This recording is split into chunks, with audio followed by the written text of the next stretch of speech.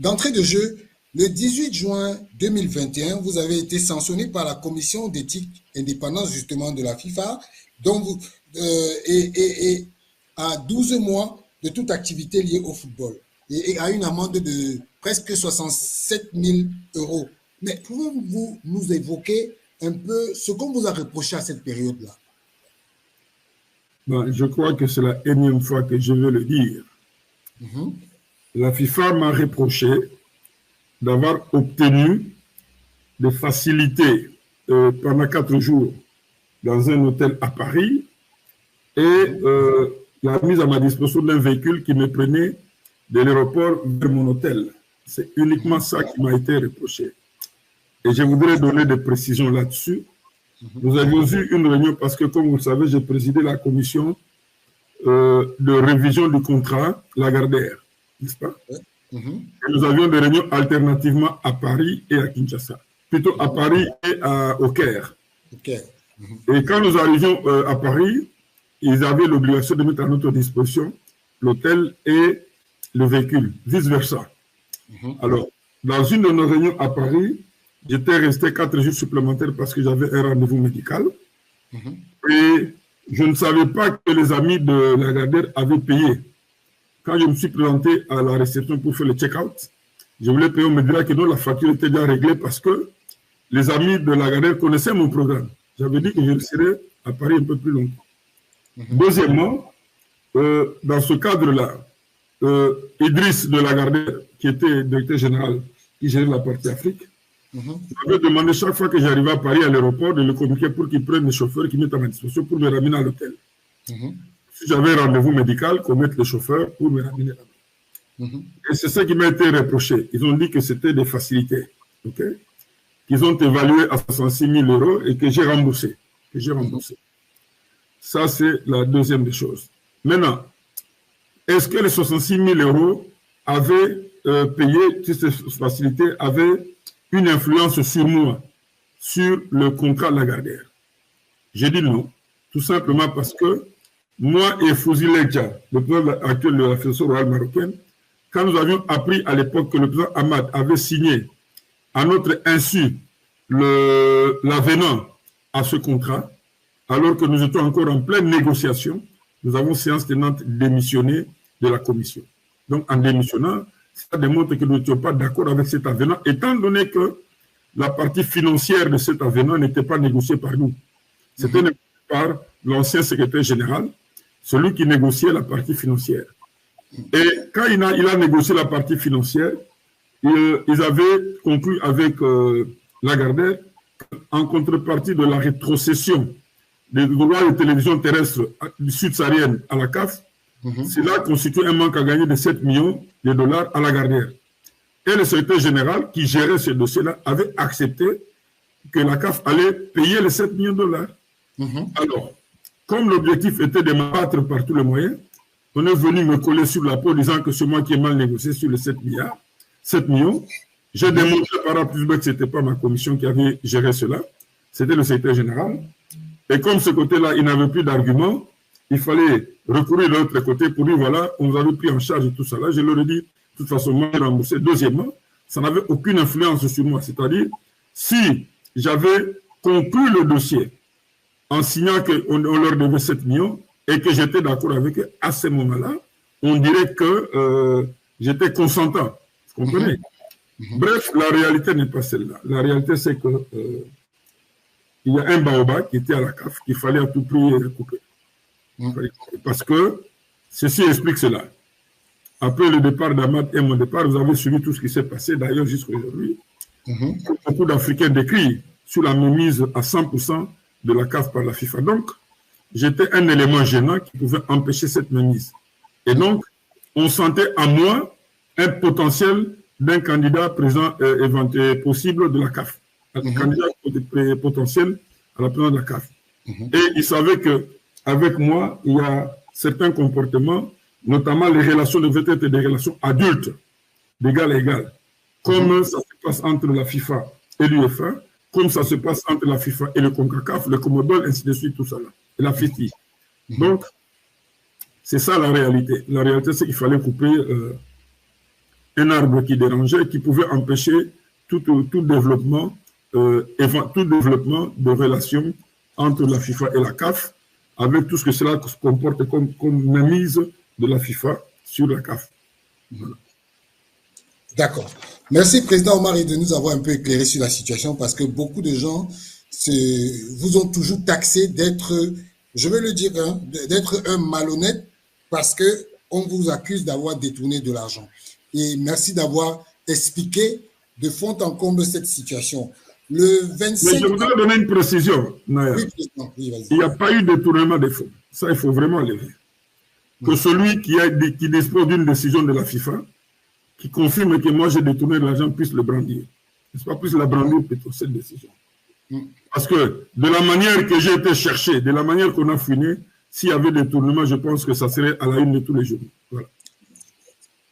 Et justement, je voulais dire aux gens que, en fait, un détournement de fonds à la FIFA, c'est une exclusion à vie de toute activité liée au football. Et ce qui n'est pas votre cas, parce que vous n'avez que eu comme sanction de 12 mois d'interdiction d'activité liée au football. Donc, ça veut dire que ce n'était pas un détournement. Et le 12 avril dernier, Président, il y a le président de la CAF qui s'est exprimé au micro de Marc Pellman de France 24. Et je souhaite évoquer plusieurs aspects de cette interview avec vous. On va commencer, Président, par une vidéo que vous allez écouter, que je vais mettre et vous allez écouter. Et après, je vais vous poser la question. Que ça a été un succès total ou est-ce qu'il y a encore de la marge de progression? Alors, bien sûr, on peut toujours améliorer les choses, mais je suis confiant. Je pense que l'avenir du football africain est radieux. On s'est fixé pour objectif, l'un de nos principaux objectifs, c'est de s'assurer qu'une équipe nationale africaine devienne championne de la prochaine Coupe du Monde. Nous continuerons à enregistrer des succès.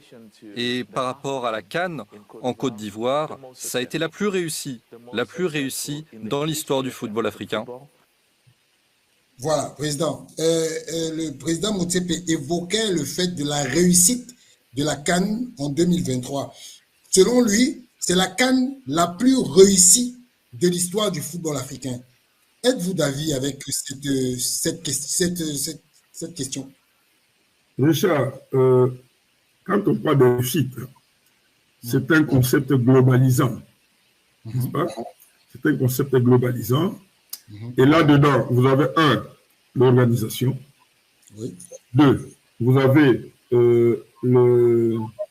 comment on appelle ça? C'est ce qu'on appelle en anglais intendance. Oui. L'engouement. Troisièmement, vous avez tout ce qui concerne les histoires hôtelières, ainsi de suite. Quatrièmement, toute l'organisation de manière générale. Ensuite, vous avez les sponsors. Et puis, en définitive, les retombées financières. Et ensuite, il y a aussi un élément important, c'est l'audimat. L'audimat, combien de téléspectateurs ont regardé cette Coupe du Monde, cette CAN. Je voudrais d'abord commencer par dire ceci. Vous savez, autant que je l'avais fait pour le Cameroun, souvenez-vous, avec Rémi Ngolo, qui estimait que le Cameroun n'avait pas des infrastructures, tout ça là. Il faut féliciter les Ivoiriens. Il faut féliciter le gouvernement ivoirien, qui a fait un très grand travail, un travail louable pour doter leur pays des infrastructures. Et des infrastructures de haut niveau. Bien sûr qu'à un certain moment, avec quelques problèmes de pelouse, le grand stade du côté d'Abidjan, mais je pense qu'en un temps record, ce problème a été résolu. Je pense qu'il faut les féliciter. Il faut les féliciter. Au niveau de l'organisation, moi, je n'étais pas sur place. L'organisation m'a dit qu'elle était parfaite. Au niveau de la logistique, on m'a dit que la logistique était bonne. Mais maintenant, les tout réunis, est-ce que financièrement, c'était la CAN la mieux de tous les temps? C'est pas l'erreur de Motsepe. Et ça se voit que Motsepe n'avait pas consulté les archives de la CAF. Il aurait consulté les archives de la CAF. Il aurait pu comprendre que la CAN de 2019 en Égypte, financièrement, c'était la CAN la plus rentable pour la CAF. Il avait produit, si j'ai encore bonne mémoire, 103 millions de dollars. 103 millions de dollars. Celle de la Côte d'Ivoire, au-delà de tout ce que j'ai dit, c'était très bien. Il a produit 80 millions de dollars. Vous comprenez? Donc, un gap il y a un gap plus ou moins de 23 millions de dollars. Oui. De 23 millions. Un gap de 23 millions de dollars. Comprenez? Mais je dis ceci, que moi, je félicite la Côte d'Ivoire. Ils ont fait un bon travail. Et ensuite, c'était une CAN avec 24 équipes. Hein? Si j'ai bonne mémoire. Ben oui. C'était la première avec 24 équipes. N'est-ce pas? Donc, non, c'était la deuxième. C'était la deuxième. La deuxième, la troisième, parce que il y a 2019, c'était après votre réforme. Après la réforme que vous avez fait avec le président. Effectivement, tu as raison. Mais en tout état de cause, une CAN de 24 équipes, ce n'est pas peu. Ce n'est pas peu. On ne peut pas aujourd'hui méconnaître à la Côte d'Ivoire les efforts qui ont été fournis, les infrastructures qui ont été mises à la disposition, toute la logistique. Il y a un élément que beaucoup de gens ne soulèvent pas souvent. Et j'avais eu l'occasion de le dire devant le président Paul Biya, et après il m'a donné raison. Quand les gens lui voulaient faire croire que tout était prêt, tout ça, j'ai dit non, monsieur le président, souvenez-vous, j'avais été attaqué sérieusement par les Camerounais, par la presse camerounaise, parce que j'avais dit que le Cameroun n'était pas prêt à organiser la CAN. Et quand nous avons reporté, c'est après, quand on a fini le highway qui part de l'aéroport, qui contourne le veille pour arriver en ville, qu'on me dira que M. Mari avait raison. Il avait raison quand il avait dit ça, c'est nous qui n'avions pas compris. Vous comprenez? Je prends les infrastructures routières aujourd'hui en Côte d'Ivoire. Il faut les féliciter. Ceux qui ont été là, quand tu vois des highways partout, vous partez de Kinshasa, plutôt d'Abidjan, vers Bouaké, tout ça là, c'est un grand travail. Exactement. On ne peut pas les méconnaître. On ne peut pas les méconnaître. Hein? Donc, moi, je pense que Motsepe a parlé, encore une fois, malheureusement, quand on est président de la CAF, que vous voulez parler de ce qui concerne les chiffres, un président parle avec les statistiques. Il ne parle pas avec son cœur. Il n'a jamais, lui, en tant que président, organisé une CAN. Il a été au Sénégal, je crois, tout ça. Mais il ne peut pas avancer des chiffres d'un gap de 23 millions. Là, ça serait une très grosse erreur. Pour le reste, je félicite la Côte d'Ivoire. Ils ont fait un bon travail. Tout a été parfait, tout ça là. Mais c'est peut-être au niveau de la sponsorisation, c'est-à-dire le income. Les grands sur la partie sponsorisation, qui n'a pas été le même que les Égyptiens. Parce qu'il faut un élément avantageux sur les Égyptiens, c'est quoi? C'est qu'au-delà des sponsors officiels de la CAF, les Égyptiens, les sociétés locales, avaient mis beaucoup d'argent dans leur CAN. Et c'est ça qui a produit beaucoup plus. Parce que d'un côté, la CAF a ses sponsors habituels. De l'autre côté, il y a les sponsors locaux. Et les Égyptiens ont amené beaucoup d'argent. Tout simplement pourquoi? Parce que la partie Asie, la partie arabe, Nord-Afrique, et la partie arabe en Asie, plus l'Asie, c'est la partie la plus rentable en matière financière de marketing, tout ça là. C'est comme ça que tu verras d'ailleurs, tu verras que la Premier League anglaise, il y a 211 associations, 211 pays qui suivent les compétitions de la Ligue anglaise, mais vous verrez que le gros de leur budget vient de l'Asie. Pays arabes et Asie. Il y a aussi les États-Unis. N'est-ce pas? Quand vous prenez les Jeux Olympiques, les premiers financiers sont les Américains.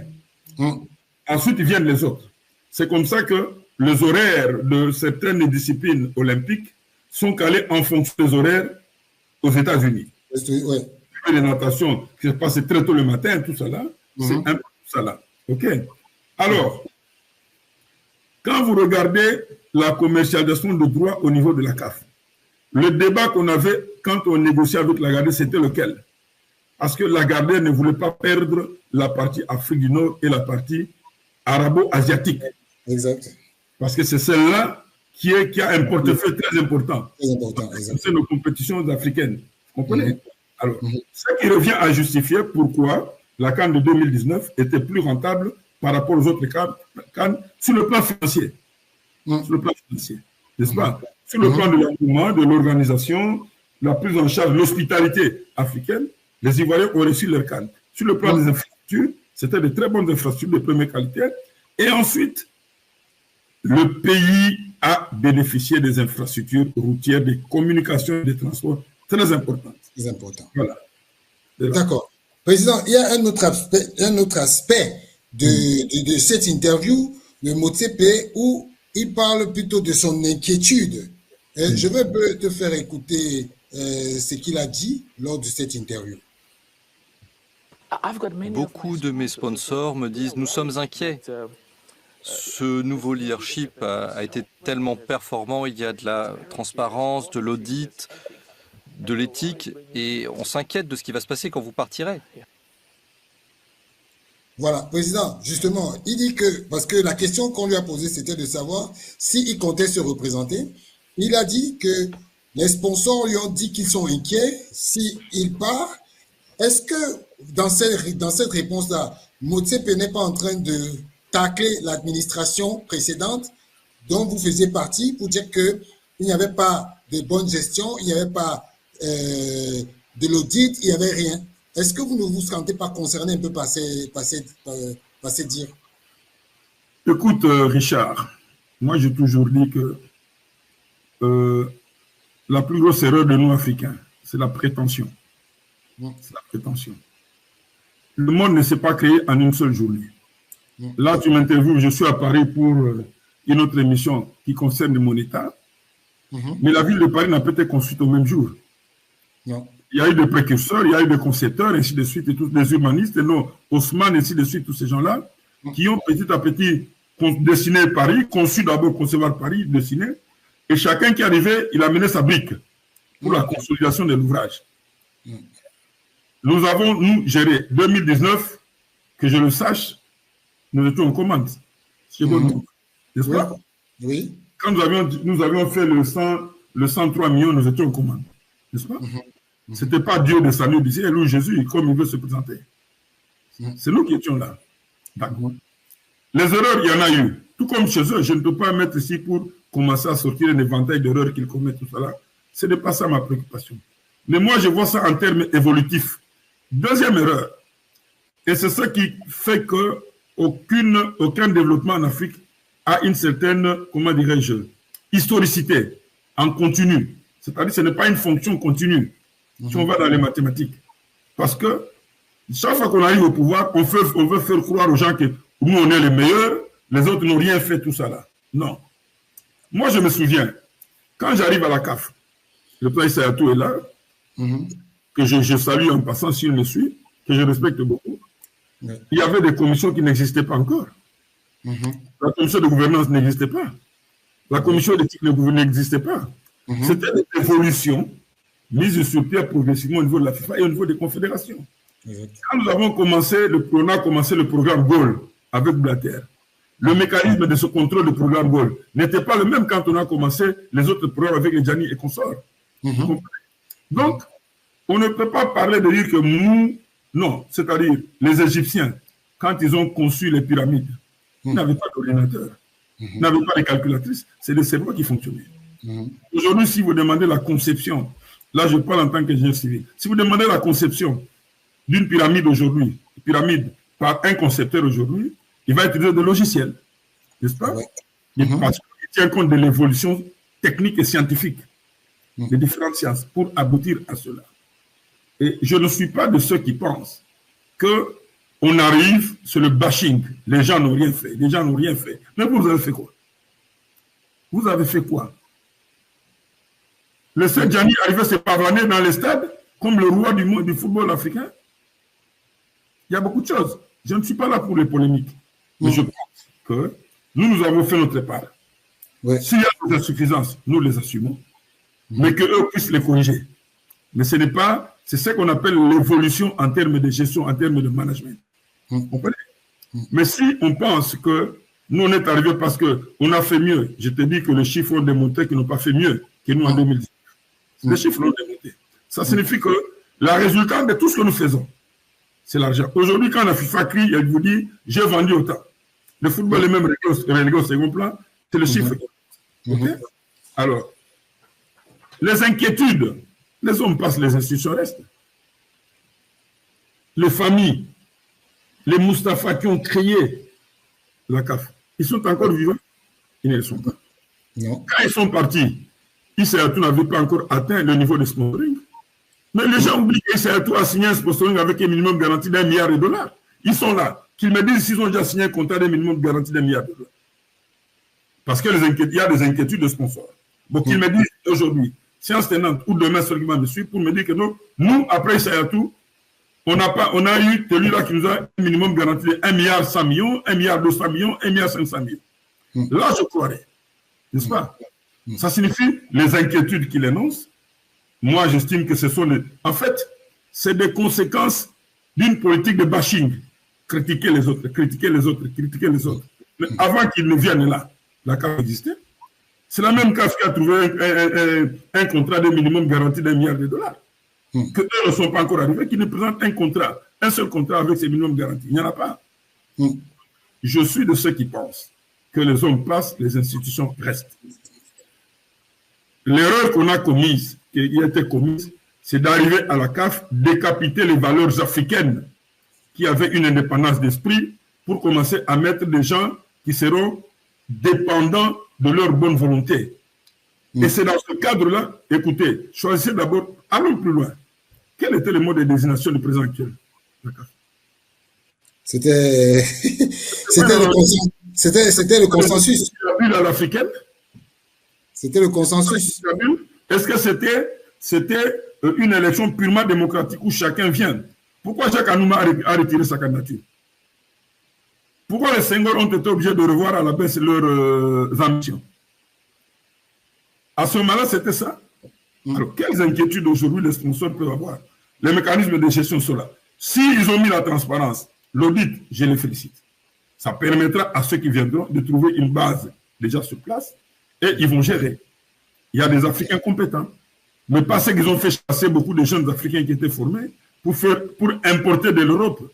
D'autres Africains, entre guillemets, pour démontrer qu'en Afrique, il n'y a pas d'Africains dignes de mener un management correct. Non, ça, je ne suis pas d'accord. Moi, je reste africaniste à bout. Il y a des choses que j'accepte. Ils ont mis le mécanisme, c'est bien. Les mêmes réformes, nous avions commencé des réformes. À la CAF, on avait commencé des réformes. Parce que c'est ce que les gens ne disent pas assez. Les gens ne le disent pas assez. Parce qu'il y a ce bashing. Nous avons commencé une série de réformes. Et d'ailleurs, dans les 15 ou 10 recommandations qui étaient pour des réformes, on avait peut-être 8 ou 9 réformes qui étaient déjà réalisées à la CAF. Mais bon, je leur souhaite bonne chance. L'essentiel pour moi, c'est que s'ils ont réalisé des choses, c'est bien, mais qu'ils continuent, mais qu'ils évitent d'avoir des inquiétudes en voulant faire croire que Dieu sur la terre est arrivé, après Dieu, ça sera les déluges. Non. Mais justement, Président, il avait évoqué justement dans cette même interview qu'ils ont trouvé un gros trou financier, mais il n'a pas donné, il n'a pas dit quelle était la hauteur du trou financier. Est-ce que vous vous reconnaissez en ces termes-là? Parce qu'il a dit on a trouvé un gros trou financier. Et je voulais savoir si est-ce que vous avez trouvé cette expression un peu trop grave? Ben écoutez, ça fait partie du bashing. Je viens de le démontrer ici. Ça fait partie du bashing, c'est-à-dire qu'il faut critiquer. Nous, en partant, nous avons laissé le seul litige qui était important, c'était le litige Lagardère. Okay? Et même nous, quand nous avions géré à l'époque, quand je présidais la commission, nous n'étions pas dans le schéma de couper, de casser ce contrat-là. Nous étions dans le schéma de revoir les termes puisqu'on passait de 16 équipes à 24. Cette plus-value en matière d'équipe devait réjaillir sur le minimum garanti. C'était ça notre cheval de bataille. Vous comprenez? Et puis, il fallait réduire le nombre d'années dans ce contrat-là. C'était ça le deux chevaux de bataille de notre part. Ce n'était pas pour couper. Couper, arrêter le contrat, ça c'est l'impulsion. C'est l'impulsion. Il faut le dire. Souvent, on ne le dit pas assez. Amad est victime. On raconte des histoires trop sur Amad. Mais qui est resté de pression sur lui? C'est Djamil. C'est Djamil qui est resté de pression sur lui. Et aujourd'hui, si vous avez compris, depuis notre départ, qu'est-ce qui s'est passé? On a mené d'autres compétitions. Ça signifie que si on est laissé dans ce minimum garanti-là, il y a certains projets qui n'allaient pas passer parce qu'ils ne figuraient pas, certaines compétitions ne figuraient pas dans cette affaire. OK? On nous a promis, on a dit au président Amad qu'on allait vous amener des sponsors qui allaient payer les 400 millions, ainsi de suite, chacune année ou chaque 2 ans, qu'on n'a pas vu. Mais la stratégie, c'était d'amener à casser les contrats. Donc, on a cassé le contrat. Moi, je félicite ceux qui réalisent de bon, mais tout ce que je refuse, que de continuer à raconter des histoires sur le passé, que je n'approuve pas. Les fonds alloués aux associations nationales, quand nous nous sommes arrivés, il faut dire la vérité telle qu'elle est. Les associations nationales ont touché combien? On se le dit. Les associations zonales ont touché combien? 25 000 $ par an.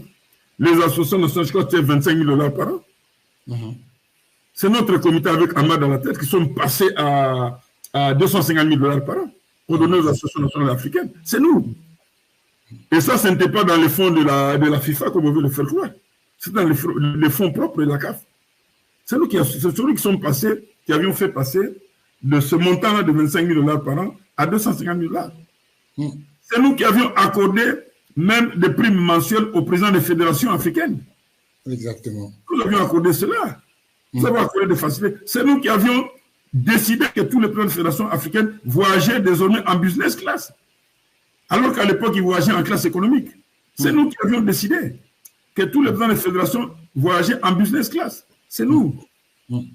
Ce n'est pas ce qu'on veut raconter aux gens. Tout ça, on ne le dit pas. N'est-ce pas? C'est nous qui avions décidé, puisqu'à l'époque, il y avait un système de retraite à la CAF. Et ce système de retraite, nos anciens, nos aînés qui étaient partis à l'époque, ils touchaient cela. Mais quand nous avons fait analyser la situation, on a trouvé qu'une retraite signifie une cotisation pendant le mandat. On a consulté la loi égyptienne, puisque la CAF est régie par la loi égyptienne. Exactement. Par les lois, puisque étant une société domiciliée en Égypte. On a compris, les avocats nous ont conseillé qu'il fallait changer de mode, parce que les retraites, on ne peut pas les payer. On a mis sur place ce que nous appelons les émoluments de fin de mandat. OK? Et c'était des forfaits. On a payé les Kwesi, les Anjoné Moucharafou, les Diakité, les Patel, même le président, ils avaient touché cela. Vous comprenez? Ils avaient touché cela. Et maintenant, c'est notre tour, ils compliquent tout cela. Bref, bon, là, nous sommes au TAS avec eux, si ces dossiers-là. Mais c'est pour dire que nous avions fait des réformes.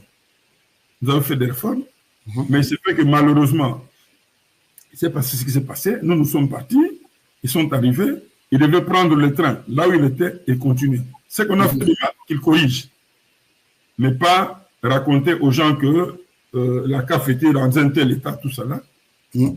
Nos compétitions se jouaient. Dites-moi un seul jour où nous avons reporté une compétition. Aucune. Citez-nous. Mais ils avons reporté quoi? La fameuse champion, comment vous appelez ça, la coupe là? Comment vous l'avez? Qui a été reportée 2 ou 3 fois là? Des clubs là.